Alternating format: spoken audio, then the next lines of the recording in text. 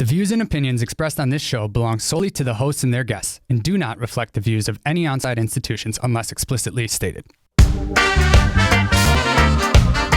What's up, everybody? My name is Steve Vanderwall. And I'm Justin Klosser. And we're your hosts of Cannabis Cum Laude, a podcast devoted entirely to cannabis. We're going to talk cultivation, business, medicine, politics, culture, advocacy, and everything in between. The cannabis industry is complicated. It's robust. It has a lot of moving parts. And it's our job to help you understand it just a little bit better. So tune in every week for a brand new episode. And if you have a question that you'd like answered on the show, send it on over to questions@cannabiscumlaude.com. Thanks. Enjoy the show. What's going on, everybody? Welcome back to another episode of Cannabis Cum Laude. Super excited for today's episode because we are going to be interviewing Madisen Saglibene, who is the founder and executive director of both the Nevada and Las Vegas NORML chapters. Since 2016, Maddie has worked on marijuana policy in the Silver State with legislative accomplishments such as passing anti-employment discrimination, medical program expansions, record sealing, and other consumer-focused policies.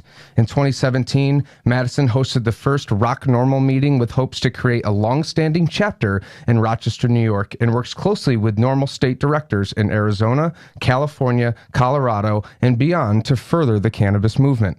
In 2019, she launched her food truck and catering service, Pizza Stoned, and you can find her rolling through the streets of Las Vegas serving wood-fired pizza.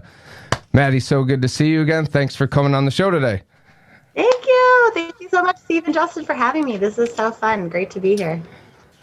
So, I got to know you through NORML. You know, you were kind of my mentor when I first got into Rock NORML years ago. And your list of activism accomplishments is probably a mile long at this point. But I'm dying to know, like, what was it about cannabis that made you want to become an activist?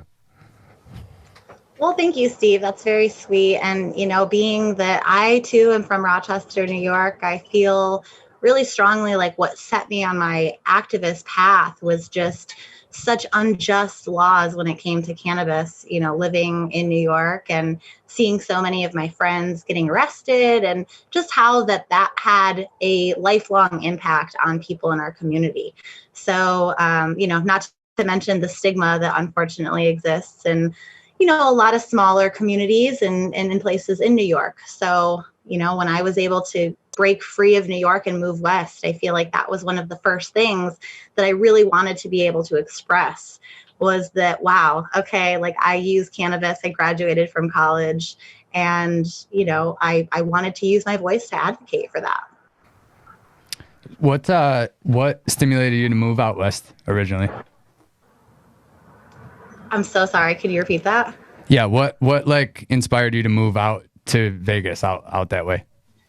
You guys, I was living in Buffalo in 2015. There was just the most brutal winter storm that, you know, I had personally experienced.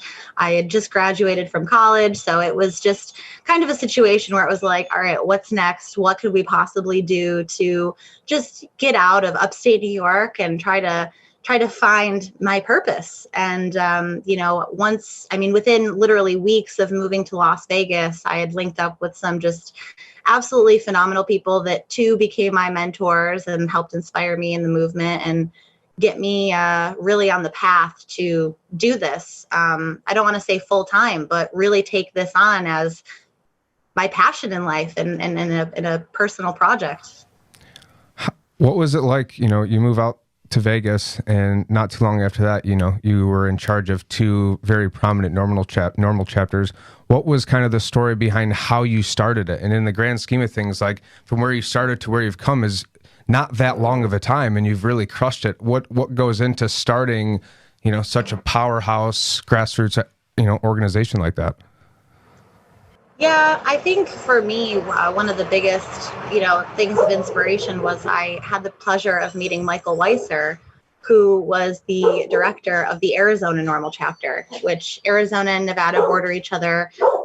Politically, we're very similar. So I had the pleasure of heading down to Arizona for a cannabis conference one fall and met Michael. And at the time, I had just kind of been following NORML on social media, and especially in New York. When I was living in New York, there already had been an Empire State NORML chapter, but they were way down in New York City. I was in upstate. There really wasn't an outlet for me to get involved. And so when I met Michael, I had asked him, I said, is there a NORML chapter in Las Vegas? I would love to be involved with NORML. And he was like, nope, but you are going to start it. It will be fun. And that was how that came to be. And Michael, over the years, coached me and was a huge, huge source of my inspiration over the years. And unfortunately, he crossed the activist rainbow bridge to heaven last year. But I still feel very blessed to have all of the lessons that, he taught me and instilled in me with me all the time. I think about things he taught me like literally every single day. So what were some of those lessons then? Obviously they were instrumental in helping you become a successful activist. If somebody's new out there and wants to get started trying to maybe form a new chapter, or maybe not even form a new chapter, just get involved and help push their chapter forward, what are some good ways to make sure they're going to be successful?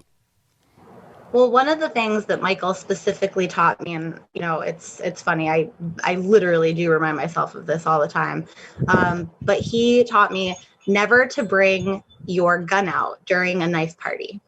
And I think that's so relevant to activism and what we're doing when we're advocating in this space, because so often, things get heated. I mean, it's politics, right? This is politics, and there's money involved and people's opinions. So sometimes it can be a really contentious space. It can be stressful. It can be combative.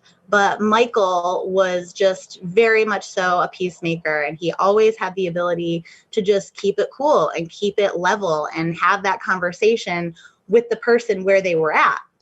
Not trying to, take it farther and do exactly that, bring a gun out during the knife party. So that's one of my favorite pieces of advice from him.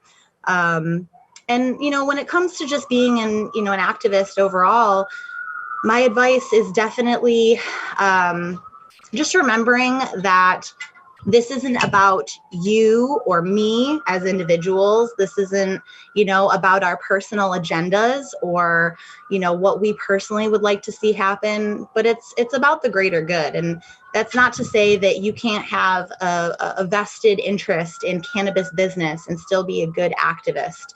But there's times that you have to take your activist hat and put that on, even in the face of sometimes things that might be, I don't want to say bad for business, but not the best for business. Yeah. So that's been something that I had to learn. And, it's not always easy. Sometimes I have to put aside my personal beliefs for, the community or what's best for our state overall. But I think that's what separates a special interest, lobbying group from a community group. And, though we do lobbying and we do work to reform policy, we also work within the community and make sure that we're representing the community before we just blindly go out there and advocate for policies.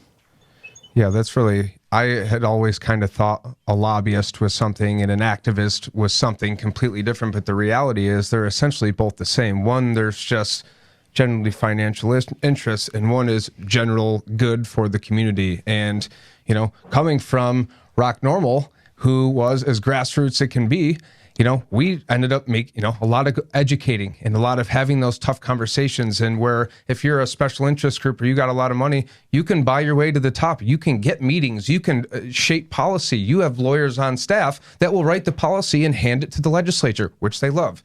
So, you got to start with staffers and working your way to the top and having these conversations and hopefully having follow-up conversations. But the same thing is, lobbyists are activists and activists are lobbyists. It's just, there's a different, you take the finances and the special interests out and you have two very different things. But, the reality is they are essentially the same.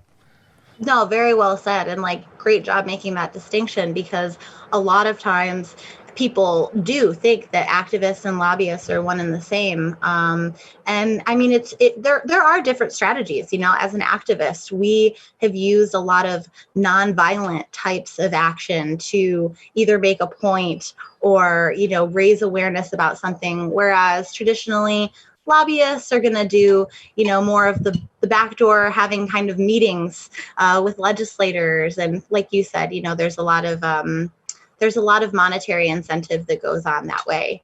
And not that there's necessarily inherently anything wrong with that. But I think for cannabis activism, especially up until this point, it's just been so important that the intentions behind the work are pure, so that, we don't turn this industry into another, big tobacco or any industry really in corporate America. I think we have an opportunity to make this a more wholesome industry with more integrity than that. So I think that's where the line kind of has really been.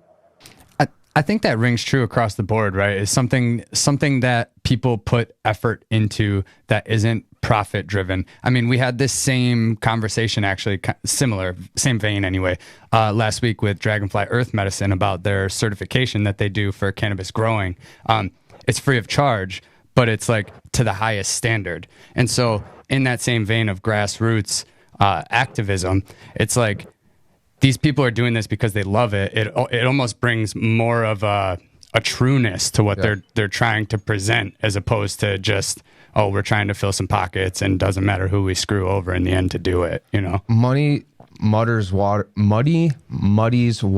easily, right? It makes things so complicated. But when you get a bunch of people who are there on their own dime and their own time, there's a lot, it's very powerful, and you can have as much money in suits as you want. But when you get a group of like well-read, well-researched activists who know their craft,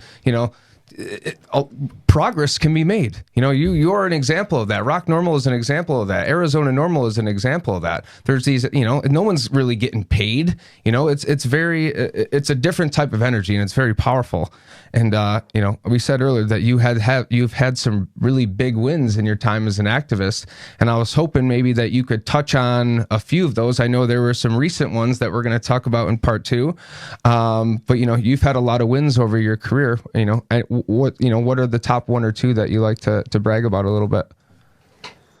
So for me, I consider myself a consumer. I consider myself a consumer activist, right? So going back to where I personally draw the line with my advocacy, if it impacts the everyday weed smoker, I'm all about it. If it involves advocating so that people don't go to jail or have any sort of criminal consequences for marijuana related crimes, that's definitely where my heart is. So, but also patient rights as well. So in Nevada, we recreationally legalized marijuana in 2016. It was a ballot initiative. And at that time, really, there was nothing put in place for consumers at all or patient protections at all. So we had a lot of work to do really early on. And it was kind of like, oh my gosh, where do we start? We need social use lounges. We need DUI reform. CPS was a big issue. But where we began was we followed the path of expanding patient rights. So it took a couple of years. However, we were able to add conditions like autism, anorexia, a lot of things that even states like Colorado, who we commonly think of as very progressive when it comes to marijuana policy, we were able to add conditions that qualified them for medical marijuana here in the state of Nevada. So that was obviously a huge win. The problem with that, unfortunately, is that the medical program is so unincentivized by the state in so many other ways that it really didn't do what we had hoped to expand and really preserve the medical program, unfortunately. Which is why, taxes are another big thing that we've advocated really strongly for when talking about the medical program. In Nevada, we have roughly a 25% recreational marijuana tax, which is pretty high. The cost of cannabis here in Nevada is also arguably higher than almost anywhere in the country. So did you say it was 25%? At this point, can't necessarily deem it a legislative win. We are consistently coming back to the table advocating for lower taxes for patients so that we can hopefully still preserve that program.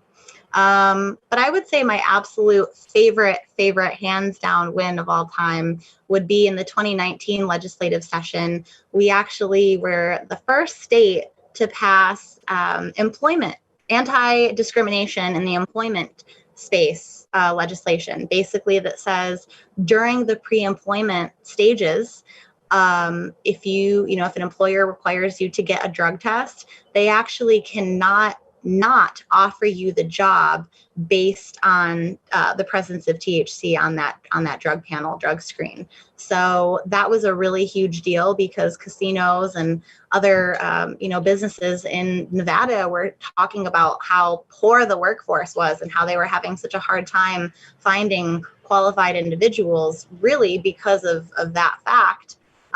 So when we were able to pass that in 2019, that was a really huge win. 2 questions there.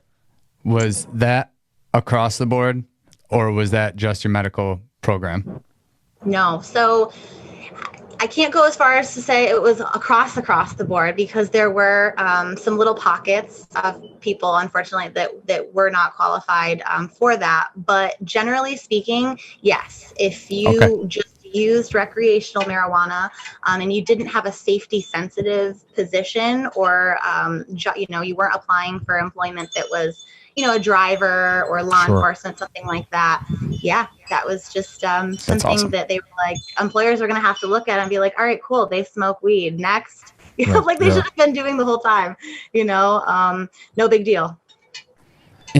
Sorry, Steve, in that same vein, or not really, kind of backing up to your prior point there, where is there anything else that you would recommend to help keep that medical program healthy, other than just maybe offering a lower tax incentive? Because I feel like it's seen almost in every state, right? Other than maybe being able to jump the line or whatever. There's not too much benefit to being a medical patient. And if you can just kind of have the same benefits as a rec patient, why are you going to pay for a recommendation every year? Yep. And like, I don't know. For us, we get earlier home grow, but like outside of that, there's not too much benefit. So like, is there something that maybe we could try to have our advocates push for while the OCM's forming these new laws to help maintain the medical?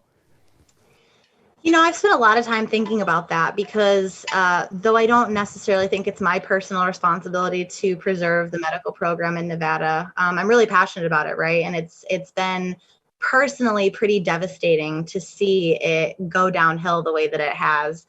And I've thought a lot about this, like, oh my gosh, like what could we have done? And I think one of the major things was we could have pushed back a lot more against the industry when they tried to do things to eliminate patient accommodations. So inevitably, it was going to happen. I mean, if you have to have, a registration process for the medical marijuana program, naturally, some people are just not going to want to do that. But the dispensaries were able to really, I mean, they played a huge role in absolutely killing the medical marijuana program, because like you mentioned, they had these separate lines, or there would be preferential treatment for the patients. They stopped doing that, quite a few of them. And that should have been something, in my opinion, that they weren't allowed to do. If they had a medical marijuana license and they were able to purchase medical marijuana, which is, oftentimes higher milligrams for the edibles or things like that, they should have been absolutely required to still have separate lines or preferential treatment to patients. And that became a problem when, stores like Planet 13, which is the world's largest dispensary, and trust me, they have so many people running through there all the time. I'm sure it's hard to, prioritize anyone, but they have some of the best deals in town, right? Like the most affordable prices. And they have no accommodations for patients whatsoever. And I myself, usually when you go to Planet 13, you need like about an hour and a half of your day before you're even going to see. It's a mall. Yeah, it's a mall. So, just the industry was able to really phase things out themselves. And I feel like they shouldn't have been allowed to do that on their own. Yeah, I did kind of think of something there that I do like. California, how they have their increased plant count for if you get a recommendation that you need such. I think that that's something that maybe if you're an advocate, you should try to push forward. It just kind of popped into my brain there. As a medical patient, I know that I have been consuming for quite some time now and consume more than the average consumer. And our plant limits are not going to be conducive to my lifestyle, but it is what it is. I don't know. I feel like to incentivize people to go to the medical program, obviously have home grow, increase plant count. I think line jumping, obviously, or having a separate express lane. I think waiving taxes, incentivized prices, higher quantities. Like Massachusetts actually has a decent medical program, and they, I don't know. I think that if you add incentives, then both can the rec market and the medical market can coincide. But if they try to have the same model, rec is going to kill medical 100 times out of 100. So if, for me, home grow, even 6 months, or, our home grow laws are kind of silly. They allowed us home grow 3 plants veg, 3 plants flower, 6 and 6 per household. But you can start growing within 6 months of the effective date of the legislation, which is like 2 months ago, if you're a medical patient. But if you're an adult use consumer and you want to home grow, it's within 18 months of the first sale of adult use cannabis. So let's be conservative and say January of 2022. It means you can't start home growing without a medical card until July of 2023. What? I mean, what? I mean, that I guess right there really is incentive for people to go into the medical. That's my point. Is like, even that, I would go get a medical card so I could start growing now or within 6 months. You know, they don't pay us, but go to NUGMD. Yeah, it's literally. Anyway, go ahead. Sorry to cut you off. Interesting is I know that to New Yorkers, home grow and personal cultivation is very important. And it's unfortunate, but here in Nevada, there has not been the same push, demand. People have, I was carrying that flag. I was like, all right, come on, guys, we're going to go get home cultivation. And everyone's just like, meh, it's okay. We'll either not do it or we're just not going to worry about the fact that it's illegal. So, it was just, it's unfortunately been one of those things where I don't think that would have been an incentive here in Nevada. I don't know if, I don't want to make huge blanket statements, but it's not easy to grow out here in the desert, you guys. It's Nevada. It's not the same at all. It's hard. It's really hard. So, outdoor is virtually impossible, especially, just being that unless you're in rural Nevada, your neighbors, we're just so on top of each other, here in Las Vegas, where 90% of our population lives. Yeah. Start getting some rooftop cannabis grows. Yeah. Well, I also think that New York is a very agritourism friendly state. And it's a very, there's a lot of small farmers, Western New York, everybody thinks of New York as New York City, but like pretty much outside of New York City and in the Finger Lakes region is one of the richest agricultural regions in the world. Like the Finger Lakes wine region is in the top 3 of wine regions in the whole world. So it's a very growing and cultivation friendly, environment, which is why I think home grow was such a big thing. We have a huge craft beer and wine industry, craft food. So I think that craft small scale grow is really attractive. And I also think from like an entrepreneurial perspective, I love drinking beer, but I would never just go start a brewery if I didn't start in my basement first, So I think as we start to see people get cultivation licenses and these craft micro grows, it all starts in the basement. So I think, from an entrepreneurial perspective, home grow is really important. Well, and even if you are at a cultivation facility, you don't really want to waste your R&D, or you don't want to do R&D and risk the chance of losing profit, right? But if you're able to grow at home, you can do your own R&D at home and have maybe some of your other employees also doing R&D with you. And that gives a good way to be able to advance the commercial industry as well. Yeah, that's exactly right. Well said, you guys. So you guys recently had a couple, and I'm not sure, did the governor sign the on-site consumption bill and the DUI reform bills, or are they just sitting on his desk? We're good. We are good to go. Can you talk a little bit about the on-site consumption legislation, a little bit about the DUI reform. I'm curious. I don't know the intricacies of either one of them. Yeah, absolutely. So, it has been a long time coming when it comes to social use legislation. For the last 4 years, Las Vegas as a municipality, local government, independent of the state, had actually been trying to pass it at a local level for the last several years because they just knew that this is going to be huge for a place like Las Vegas, over Amsterdam, right?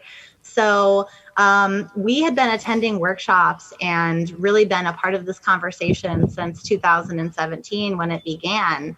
And to see how far it's come and to see the change of perception and how much more it's been welcome has really just been like, it's so exciting to just know that, we think that things take so long and we think it takes so long to move the needle forward. But in just a few short years, we went from, the governor being anti-consumption lounge to, signing a bill allowing this to happen that's going to change cannabis tourism. So, it's not the most perfect legislation ever. It is still restrictive. Not anyone is going to be able to go and get a license to run a consumption lounge, which, it's unfortunate. But again, Las Vegas, Nevada as a whole is a town that highly regulates everything. Even like you mentioned, I'm a food truck owner. It's highly regulated in that space as well. So we're really just hopeful that this is a great starting point. This is a good place to just, get a couple of lounges out there, let people, especially casinos and other higher powers that be, let them see the opportunities that's here. And it will just really open up more and more over the next couple of years. I'm sure of that. Yeah, we got lucky. We got on-site consumption too, and I think it's because we're looking around the country saying those that have it, it's going to be huge. I mean, why wouldn't it be? It's such it's the social aspect of cannabis is just the best, and restricting that, it seems so silly. So I'm very excited because we happen to get on-site consumption in our policy package that was just signed. So congratulations. No, I think it's exciting that the New York legislation, allowed it so that anywhere that a cigarette was being smoked, you could smoke cannabis. That's super, super progressive. That was something we wanted to see here because especially, Steve, you were just in Vegas a couple years back. People are smoking bogeys everywhere. The casinos, people come to Las Vegas to smoke their cigarettes in the casino. That's what they want. They want to gamble. They want to smoke a cigarette. They want to drink a beer. So we were really shocked over the years that this wasn't something that was being embraced more. And originally they wanted to have these crazy filtration systems that were going to cost like $2 million to filter out the cannabis so that it wasn't toxic and secondhand smoke. There were the way the conversation has even evolved in the last few years is huge. But that was also why it was very important that simultaneously the social use bill pass alongside DUI reform, because the existing law on the books said that if you had if you had 2 nanograms or more of cannabis in your blood, which I always tell people just for reference, that's my 85-year-old grandfather a few weeks after he's consumed an edible. They were eligible to have a misdemeanor, to be charged with a misdemeanor, 3rd-time felony. So, it was under the same category as alcohol. So if you had 2 alcohol-related misdemeanors and then your third one was a cannabis, it would automatically become a felony, even though they were different scenarios. It was just really, talk about muddying the waters, right? So that was really muddy. But the bill that just passed, this past legislation, completely strikes the 2 nanograms from the language, so that the law enforcement is actually going to have to prove impairment, which is all we've ever wanted all along. Nobody has ever advocated for people getting intoxicated and being behind the wheel of a vehicle. That's just plain irresponsible. But law enforcement at the same time should not be able to, use things like candy wrappers and soda bottles as probable cause for someone being, intoxicated behind the wheel.